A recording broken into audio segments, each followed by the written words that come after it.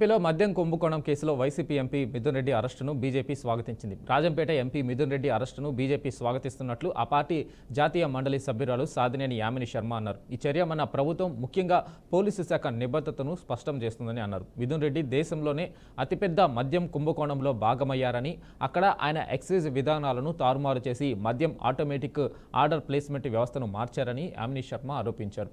కొంతమంది సరఫరాదారులకు మాత్రమే ప్రయోజనం చేకూర్చే చొరవలను కూడా ఆయన తీసుకున్నారు. వారి ద్వారా ఆయన కిక్ బ్యాకులు సేకరించి షెల్ కంపెనీల ద్వారా నిధులు సమకూర్చారని అన్నారు. ఇది రాజకీయ ప్రతీకార కేసు అని వైసీపీ చేసిన ఆరోపణలను ఆమె తోసిపుచ్చారు. వేలాది మంది అమాయక ప్రజల జీవితాలను నాశనం చేసిన మద్యం కుంభకోణంలో భాగమైన వారందరినీ న్యాయస్థానం ముందు నిలబెట్టడానికి మా ప్రభుత్వం కట్టుబడి ఉంది. అతి త్వరలో ఈ కుంభకోణంతో సంబంధం ఉన్న మిగిలిన వ్యక్తులు, చాలామంది మరణానికి కారణమైన వారు జైలులో ఉంటారు. మేము ఆ క్షణం కోసం ఎదురు చూస్తున్నామని ఆమె తెలిపారు. CP MP PV Midhun Reddy's arrest is a welcoming move. We on behalf of Bharatiya Janata Party Andhra Pradesh, we welcome this move because this clearly shows the significance and commitment of our government, especially the police department.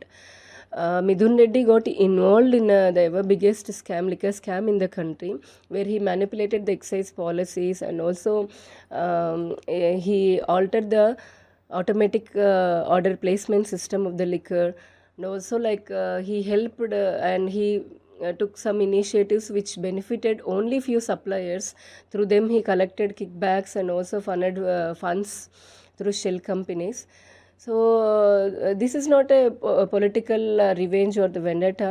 Definitely our government is very committed to make sure that all the culprits, especially in this liquor scam who took away the thousands of innocent people's lives.